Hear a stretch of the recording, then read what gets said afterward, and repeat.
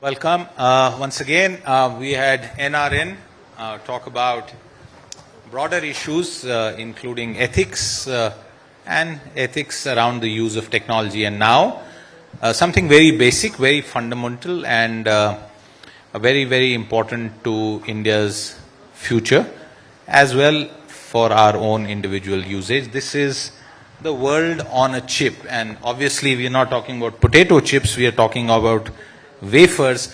Before I start, again a show of hands here. How many chips does your mobile phone contain? 5, 10, 15? Maybe a show of hands. Is it at least more than 10? Do you think so? Okay. Does anyone here know about how many mobile semiconductor chips India has produced? Okay, so that sort of sets the context, but I have a great panel here. And David, I'm coming to you straight up, the mic on your left. The search for silicon on and a wafer fab. Where do we stand? And I ask you this question because you are the company that's in the news. We've seen certain policy announcements by the government virtually 24 hours ago. What can you tell us to kick off today's debate? Okay, can you hear me?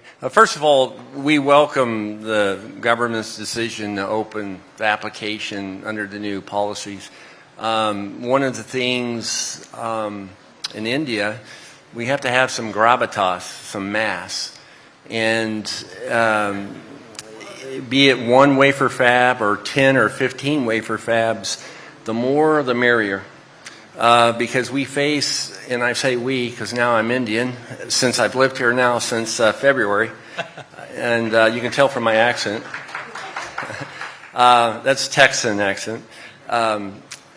Number one is the supplier infrastructure, the applied materials, the LAMs, the TELs, the software, all of that stuff. The second one, when you're spending 8 billion, 10 billion, 20 billion, and some of these wafer fabs are hitting 30, 32 billion in the world, you want to staff it with experienced people. And the dilemma with India is you have the world's brightest people, the youngest people, but there's no experience on actually working in a wafer fab or a foundry. And the third big thing is I would call it the soft thing, is the social aspect of it. If you're going to bring a bunch of foreigners over here, how do you get them to want to come? Long story, but what we face is a unique opportunity right now for India to be like Taiwan was in 1988, or I would say China was in 1999. Okay, unique opportunity and obviously unique challenges. And David, I remember of a time when every year Intel and other companies would hire from a company in Mohali near Chandigarh in Punjab. I would urge you to go and visit. That was India's first and only wafer fab. And it is still operational with a small facility in Hyderabad doing gallium arsenide work. But obviously, it's from a completely different era. I come to you, Dr. Satya Gupta, for providing us an overview of where India stands today in its search and effort to be Atmanirbhar in these chips. We became pretty much Atmanirbhar in potato chips maybe several dozen years ago. But what about wafer chips? When do we get to be Atmanirbhar in that? So when we say Atmanirbhar in terms of the chips, if you look at the global ecosystem, right, the chips are not made by the foundries. Chips are made by the product companies like Qualcomm, Broadcom, and all those people. And just like any other factory, wafer fabs manufacture those fabs, right? Those chips, right? So, on the second hand, for the sake of simplicity, would it be fair to equate it with potatoes being grown by farmers and being processed by various companies?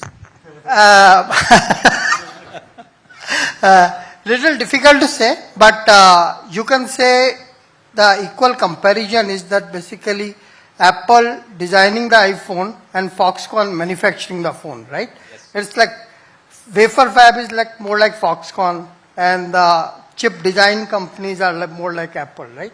Another fundamental question, deliberately I'm interrupting you so that Sure, the general audience can also understand Interaction it, is better. because this is really high-tech, cutting-edge stuff.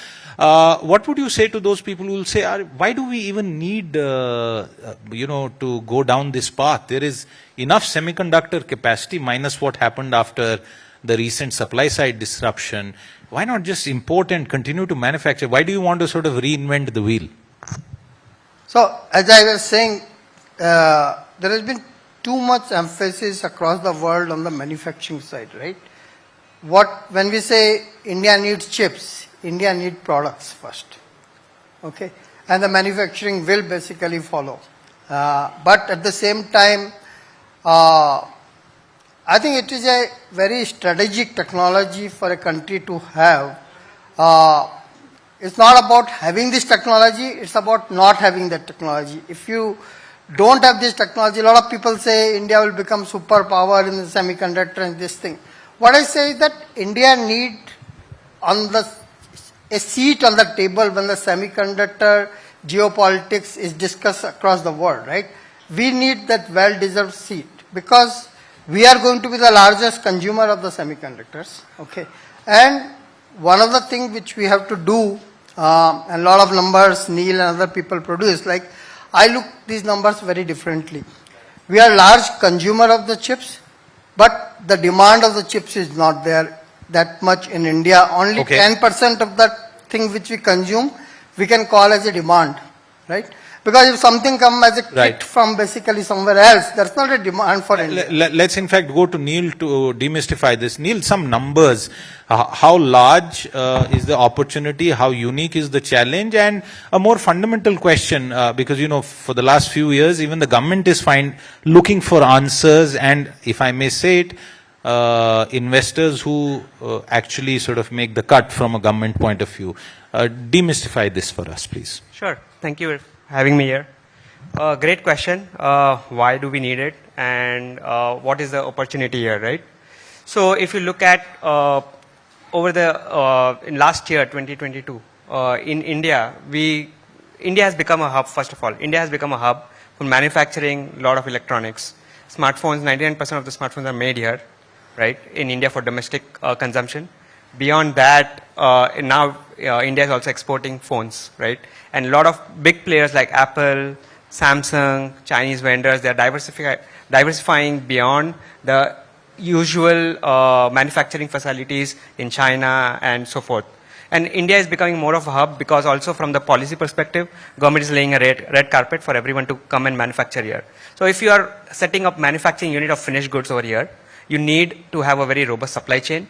You cannot wait for chips to arrive to you because if you don't even have one chip, you cannot manufacture that phone, right? If you look at in China or Taiwan, the entire ecosystem of suppliers, chipsets are around the manufacturing facilities over there for any finished good product.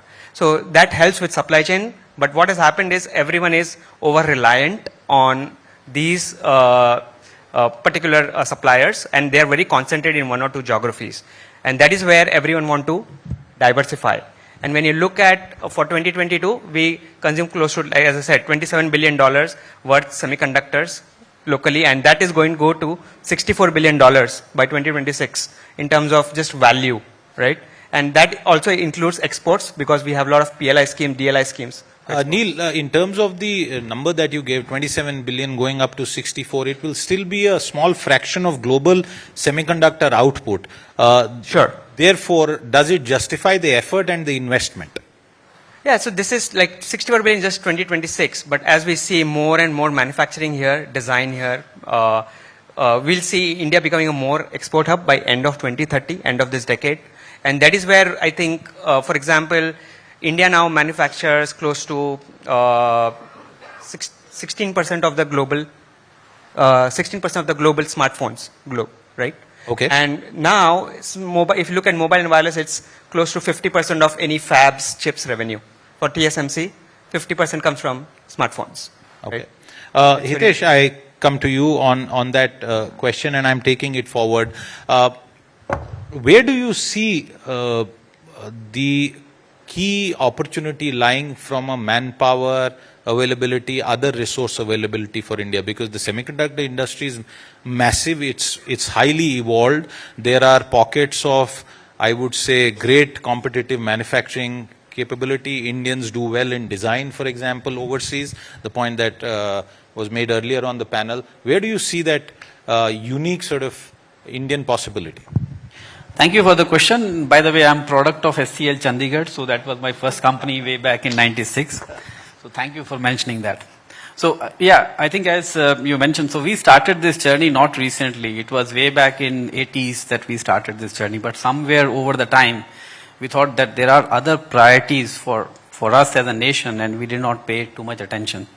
But at the same time, the thing which went on happening was innovation or focus on the design. So in all these 20 years, what we have been doing, all the companies, if you see global companies, have their design hubs in India. And that positions us, and that, to answer your question, is that gives us a unique opportunity. If you see from an NXP standpoint, so we have 35% of the R&D workforce is sitting in India. I see the same thing is happening for Qualcomm. So there are tens of thousands of people. So we are making or designing 30 to 40% of world's most complex chips in India. So that's a very big starting point. So manufacturing, as we see, is the key focus. And you rightly said that 64 million, that's only a fraction. But if we see 2030, it will be 110, just extending the number. So which will be, if we talk at $1 trillion, 110 billion is 11%. So we will be consumer of 11% by 2030. So that is on consumption side, but on the design side, we might reach 50 to 60% in next 5 to 6 years. So that's where I see bigger opportunity. Okay, bigger opportunity. Santhosh, last but not the least, Texas Instruments. I mean, I wonder how many patents does the company have when it comes to the overall semiconductor? Can you recall top of mind? Thousands. So, you know, guys, just, I mean, pay attention to what he has to say. My question to you, yes, a round of applause, please. You know, okay, let me do another objective type question. How many Indians in your company? I think in India it's 100% Indians, but in the worldwide there are several SVPs, several VPs who are Indians. And okay. that's true with any other technology company. I don't really think. Absolutely. And we all need to be proud. And like David said, he's now on way to becoming an Indian. We don't know if he'll change his passport ever, but glad you said that. But Santhosh, please tell me, and I know this is not a question being asked of you as a company representative. We've always believed, oh, you know, why is Intel not coming to India? There's so much. Why is X not coming? Y not coming? Why indeed haven't large-scale foundries been set up in India so far? I think we got to look at, thank you for the question. We got to look at any of these things as really having a dot on the planet, right, in a place where we do. When we look at it, there are several fabulous companies who don't really have any presence at all. And they should definitely look at India as a place to start. When we look at companies like TI, we have 4 or 5 clear places where we already have a dot. We have a presence over this, right? And we are looking at it for the next 10 years to quadruple our production capacity. And we are making significant large investments already today. We have acquired people, land, and so many such things for that journey. So it's much more easier for us to just expand the dot to make it slightly bigger than actually put a dot in a place where we don't really have a presence, right? That does not really mean we will not look at India ever, but it's easier for us to go look at this, and big companies always do things which reduces the risk, and for us, it's a much lower risk option that we already have. And in all those places, we have clear ways. We don't really look at particularly a government investment or something like that to go and do this, right? We look at the financial viability. We absolutely look at India as a very high opportunity for us, for both people. And we don't look at India market only as a market, right? When we produce chips over here, TI produces 40% of its chip end-to-end. Complete responsibility for conceptualization to delivery out of India right today.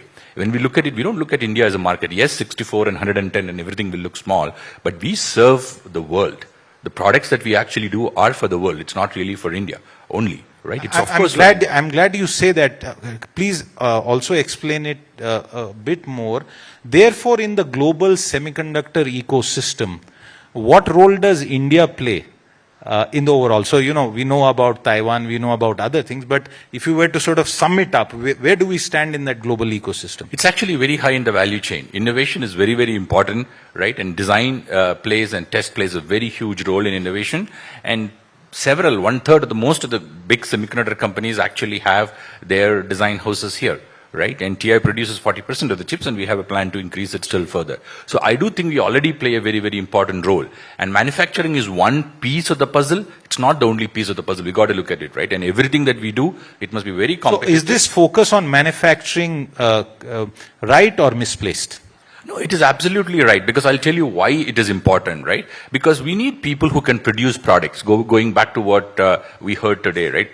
Creating products, we need people who can consume semiconductor chips, who can actually create boards, who can create products. And we do need more and more of them. Not just in manufacturing the PCBs for it, but conceptualizing what kind of products that we can do. And there are several problems that India has, very, very unique, that can be actually solved very well by us. And electronics will play a very big role in increasing the quality of life. That's why this is important. It's not really because there is money. Of course there is money, but it also changed the quality of the life of the bottom half of the pyramid of the people. And we have a responsibility to go back and address it. That's why it's important for us to do manufacturing also in India. Great answer. Satya, you want to take off from what he... See, you asked that why big guys have not set up the fab basically in India. I mean, these are questions that No. the average person would ask. I just want to basically answer that question as a question, right? Okay.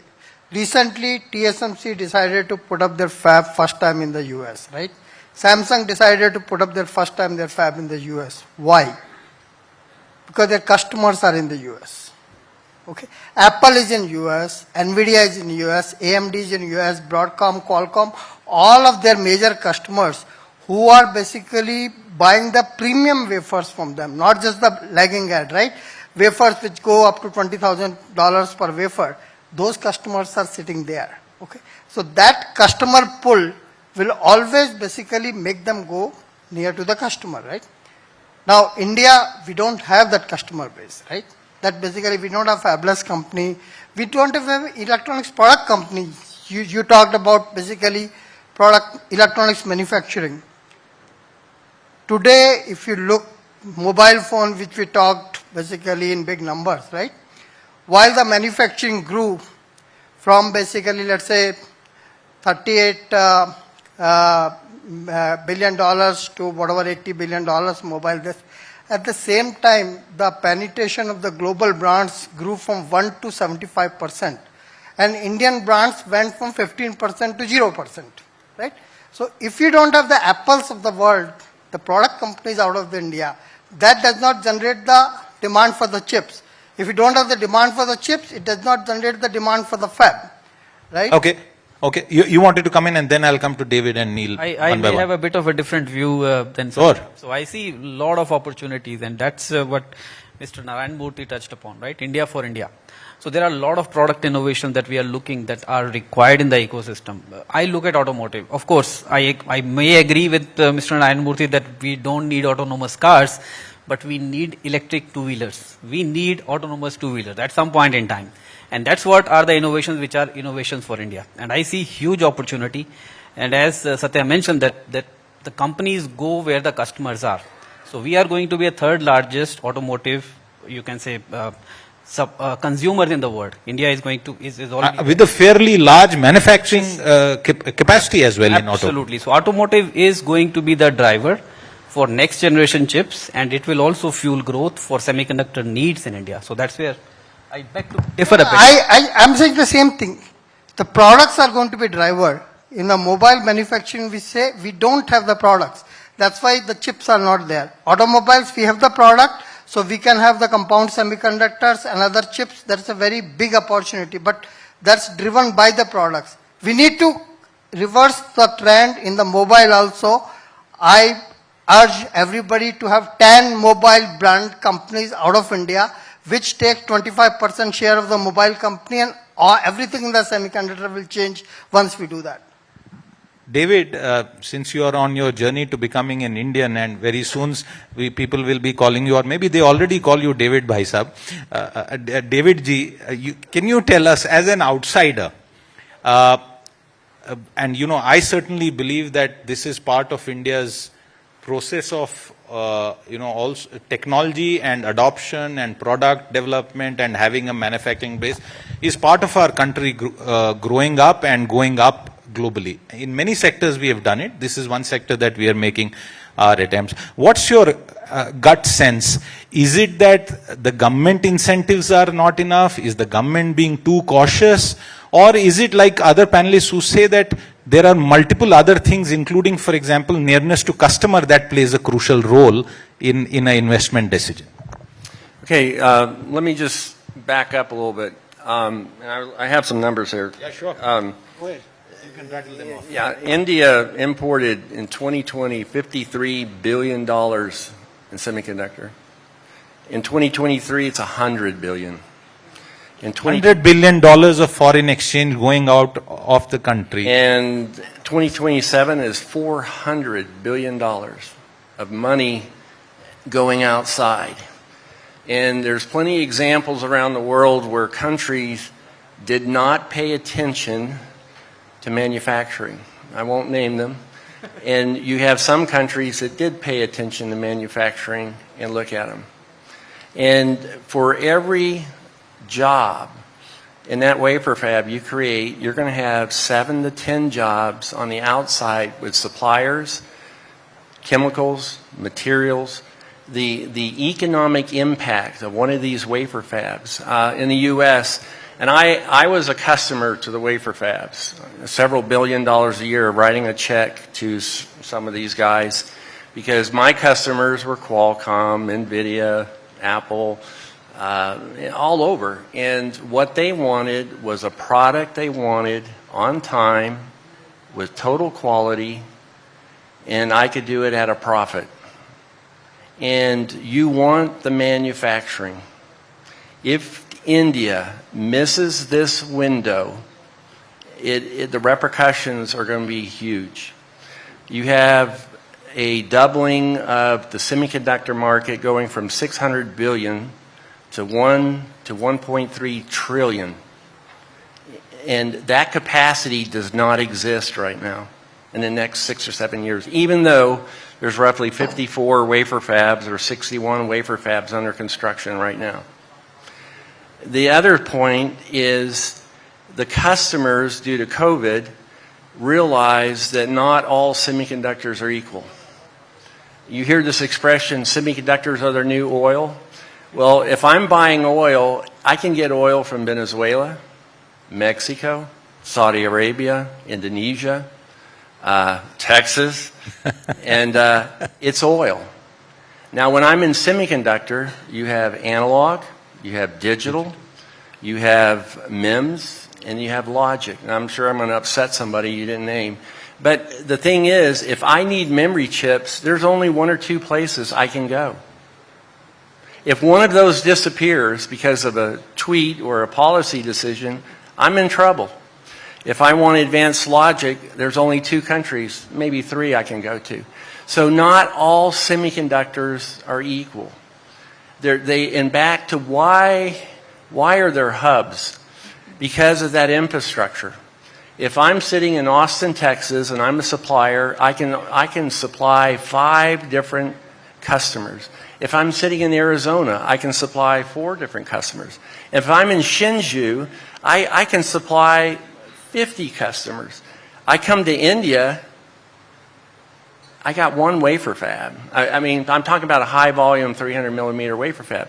So one of the issues is India, and myself included, and Vedanta and Foxconn, it is imperative that we get this first wafer fab off the ground as a proof point that India realizes this is the future. The number of wafer fabs that can pivot, and if you're an in customer and you have diversity of your supply that's consistent and predictable, you know, they'll flex source out of Taiwan, they'll flex source out of Korea, and they'll flex source out of India. And, you know, this is the moment. If this 5-year window will determine the next 20, 25 years. And here's the other irony about India, as an outsider. Back to the comments of these very smart gentleman. India has all the back-end design, simulation, system know-how. What's missing is the engine. And that engine is silicon. So now India will have the world's largest concentration of design, IT, software, simulation, integration, and then at the other side of it, they'll have semiconductor. Now, someone will say, well, David, you know, you don't have 3 nanometer. Well, 3 nanometer is the size of your DNA. Okay? I saw an article yesterday, 1.5 nanometer, and, you know, that's the size of a sugar molecule. Okay? So the point here is that we don't have to build all that high-end stuff. 60% of all semiconductors is on, I call the sexy mundane, which is the old, not older nodes, they're volume nodes. And that's where all the chiplets are going to come in. I mean, India, we should focus on the chiplet roadmap where you integrate all this stuff. They have all the software. We introduced 55 nanometer, 90 nanometer, right. 65. I could right. go on and on. So, you know, this is my platform to tell India this is our moment. I'm glad you say that. This is India's moment. And hopefully we'll capture that. Neil, I'm coming to you. Actually, Neil, just hold on. I want to go to Hitesh. Just on a, you are very proud of having started and coming from semiconductor complex. Why did that story not take off apart from the fire that burned that fab? Why did that story not take off? No, I think that story, first of all, is not bad. So whatever was supposed to be served by that company is still being served. So government is, I see them always an enabler. So government started that fab, and of course there is a research which is still being done, but they were not pumping a lot of money into that fab. So of course, but that fab created the know-how that there is a fab inside the country. You can go and see it. There are some defense projects which are running, which are crucial for the nation. So it served the purpose. But what we missed is to get like commercial suppliers or commercial fabs coming and sitting and having the job here. And now that's what is being done, where government is giving incentives. Foxconn Vedanta is coming, plus a lot of other players are coming. And I fully agree with with David that this is the time. So these 5 years are very, very crucial for us. This is the moment. Otherwise, like 20 years later, we will ask this question, why we missed the bus again. And before I go to Neil, just a story for all of you here and those who are watching us. It wasn't as if India is now waking up to the semiconductor opportunity. I don't know how many of you know, but the late Gyani Zail Singh was very instrumental in that wafer fab coming up at Mohali. 2 chief ministers were chasing, just as you now hear, you know, competition between various Indian states, Maharashtra, Gujarat, Karnataka for various projects including semiconductor. Way back when that decision had to be made, the Chief Minister of Maharashtra and the Chief Minister of Punjab, both sides were in reckoning. Gyani Zail Singh ji went and offered that entire land for 1 rupee and caught Maharashtra unawares. That's how it happened in Mohali. So please also take into account the fact that we have had a lead of, in fact, many decades we would have had over even Taiwan, but unfortunately it went away. That fab got burnt. There wasn't enough investment. There was one attempt made in 2003, 20 years back. But those were times when we simply didn't believe that India could be a manufacturing country as well. And the jobs and the ancillary benefits that David spoke about have been missed. We'll probably get back at some point. Neil, as we wind down on this conversation, because I want to sort of end on a positive note. And by the way, just to once again add, the first chips that went into our Agni missile program were designed, manufactured at Mohali. So, you know, there is stuff that we can be proud of as a country. Neil, come back to the most recent announcement by the government and sort of read between the lines. What is the government trying to do with opening up applications again? The questions that have been asked is, one, does it mean that, oh, no one made the cut from the first round? or is it that the government is thinking this very complex space through? Later on, we'll hear from Ashwini Vaishnav ji also, but your thoughts on this subject? I think it's more of a latter. It's not, we haven't got applications. I think there are a lot of talks going on, like as you mentioned. But I think it's more of, as you said, all semiconductors are not equal. There are a lot of things happening. There is packaging, which is a low-hanging fruit, which can come first. So there are a lot of different players which government can target on packaging side. Then there are a lot of mature nodes players which can come first. Advanced node might not because there are just few, right? So there are multiple players which government can target and expand the wheel, basically, expand the pie. I'm coming to you, Santhosh. Just one Yeah, sure. I want to make is that I think there is little bit of misinformation about opening of this thing, right? Yes. Lot of basically part of the scheme was already open, right? Only basically the semiconductor fab part of it, which was basically closed after 45 days, but compound semiconductor, ATMP and all of those things were already open, right? So only that particular portion, which basically yesterday's or day before yesterday announcement got opened, but rest of them were open. Quick response from you. If all goes well, as the president of the VLSI Society, in 2, 3, 4, 5 year time frame, what kind of semiconductor ecosystem could evolve out of all these steps that are being done by the government and the private sector? In 3 years, we will have 2 ATMP. In 4 years, we will have 2 compound semiconductor fab. And in 5 years or 6 years, we will have 2 semiconductor fabs. Okay, wonderful. And that would obviously mean a lot of high-end jobs. Santhosh, I'm coming to you for the very final sort of question. And if you could, from your own past experience, draw out, how the future would look like, given all the things that we have discussed here from a overall semiconductor ecosystem in India. You spoke about your company's intentions, but a broader sort of industry overview that you could share. Yeah, I think we got to look at semiconductors and electronics as an enabler for quality of life, right? That's the fundamental thing.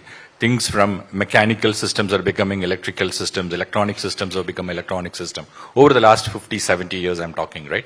And electronic systems are becoming intelligent systems. So there is and you take it in your cars, you take it in your homes, you take it in factories, you take it on the roads, you can take it and see it anywhere. There is a much higher percentage of electronics available in them. When world population is just going 1 or 1.2% up, semiconductor industry consistently is growing 8%, and this is despite the fact that average unit price of semiconductors is coming down.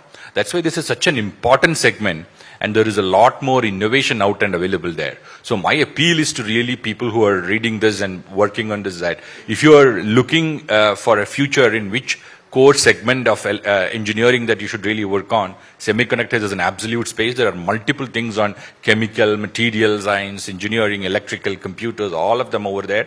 And India has a very, very bright chance, right? Today we talk about software. Anywhere in the world, India has a prominent presence. I do foresee in all spaces of engineering, semiconductors plays, and semiconductor will have a huge presence where India will really tunnel that movement over there from what we are trying to do. Yeah, just to take forward what Santhosh just mentioned. I think I fully agree. Great opportunity, and we are very supportive of this, and we should support this.